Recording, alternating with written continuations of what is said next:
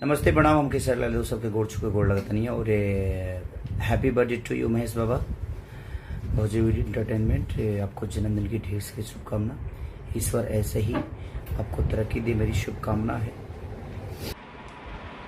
Hi everyone, this is Kalyan Singh और आज मेरे एक बहुत ख़ास फ्रेंड का बर्थडे है, Mahesh Pandey ji. I wish you a very happy birthday.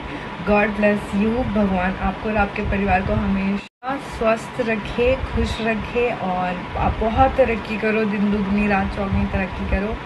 बहुत लोगों के लिए आप बहुत बुरे हो, बहुत लोगों के लिए आप बहुत अच्छे हो, तो मैं बहुत अच्छे वाले में आपको मानती हूँ। अपने लाइफ में मेरे लिए जो स्टैंड लिया, आज जो भी मैं हूँ वो उसमें आपका 95% आपका हाथ है। और आप ब्राह्मण आदमी हो मैं राजपूत, तो आपके छत्र छाया में मैं हमेशा रहूँगी। दुनिया चाहे जो भी बोले, मुझे उसकी परवाह नहीं है।